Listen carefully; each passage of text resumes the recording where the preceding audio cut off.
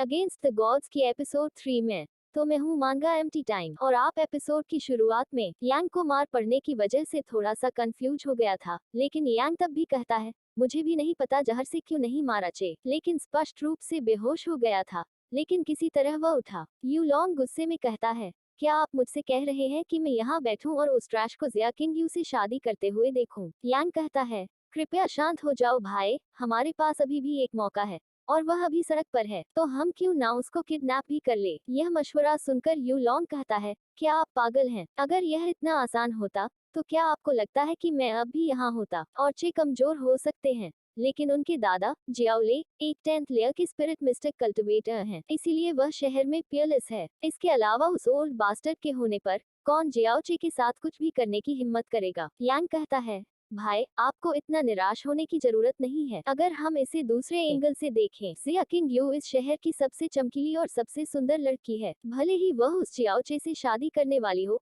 उसकी हैसियत के साथ वह ची को उसे छूने नहीं देगी। फ्लोटिंग क्लाउड सिटी के सभी में से केवल एक ही जो जिया किंग यू के साथ मैच हो सकता है, वह आप है भाई, मजबूत और स्मार्ट। यू लॉन्ग कहता है मेरी डैश को चूमना बंद करो और आगे बोलो। यांग कहता है यहाँ तक अगर जियोचे जिया किंग यू से शादी कर लेता है तो वह मूल रूप से आपके लिए दुल्हन को घर ले आया और फिर आपको बस चिया किंग यू के साथ और समय बिताना होगा अपने आकर्षण और शक्ति के साथ कि चे एक शब्द कहने की हिम्मत नहीं करेगा। इस तरह जियोचे की पत्नी अनिवार्य रूप से आपकी पत्नी हो जाएगी। यू लॉन्ग सोच और समझ कर कहता है तुमने जिस तरह से कहा यह वास्तव में काफी दिलचस्प लगता है। हे शायद यह एक अच्छी बात थी कि वह मरा नहीं। और दूसरी तरफ बड़ी स्वागत से चे को स्वागत के साथ शादी के लिए लाया जाता है। उसी के साथ चे सोचता है जियाओ सेक्ट वास्तव में शहर में सबसे अमीर है, कालीन कम से कम कई दसियों मील लंबा है, लेकिन तब भी लोग कहने लगते हैं क्या वह जियाओचे नहीं है? वह इतना नीचे है कि वह एक गधे की सवारी करता है और यह तो उसके लिए सही चीज दी है, लेकिन उनकी बातें चे सुन लेता है, इसीलिए स्माइल करके कहता है मैं एक खच्चर के साथ शहर में सबसे सुंदर लड़की प्राप्त कर सकता हूँ, क्या तुम लोग ऐसा कर सकते हो? यह सुनकर वह लोग भी कहाँ चुप रहने वाले थे।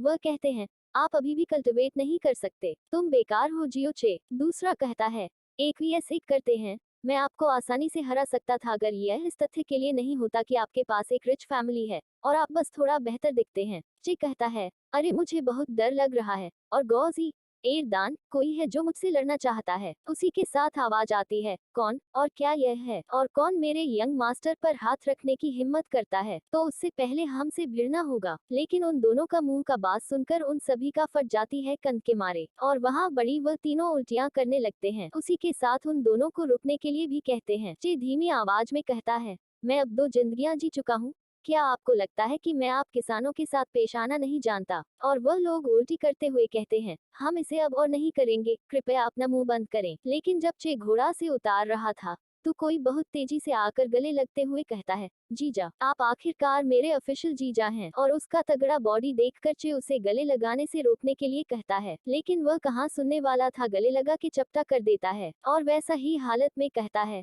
युआन बीए कृपया जेंटलमैन बनिए वरना आपकी बहन विधवा हो जाएगी। यह सुनते ही बीए चे को छोड़ देता है और इसका एज 15 साल। उसी के साथ कहता है इसके लिए क्षमा करे भाई, मैं कुछ ज्यादा ही उत्साहित हो गया। चे कहता है इसके बाद से जेंटलमैन बने और इससे ज्यादा कुछ हो जाता तो मेरा हड्डियां चूर चूर हो जाती। लेकिन बीए आप फिर से लंबे हो गए हैं। बीए कहता है हे जीजा जी अब थोड़े मटर के दाने लग रहे हैं। चे कहता है यह हो सकता है कि यह अच्छी बात न हो क्योंकि आप अभी भी 15 साल के हैं। और पास में ही नौकरानी या कहने लगते हैं वाह देखो यह जियोचे है, लेकिन वह खच्चर पर क्यों आया? क्योंकि अपने काय यंग मास्टर नाम के जिंदगी जी रहे हैं। और उन सभी का बातें सुनकर बीए कहता है तुम मेरे साले के बारे में बुरा मत बोलो। लेकिन तभी कोई वहां पर चिल्ला कर कहता है आपके शिष्टाचार कहाँ हैं? और यह है जिया किंग यू के पिता जिया होंग वी। इसीलिए चे ग्रीट करते हुए कहता है मेरा ग्रेडिंगली फादर इन लॉ। होंग कहता है चे अब से आपको किंग यू की देखभाल करनी होगी, भले ही आप प्रतिभाशाली न हो।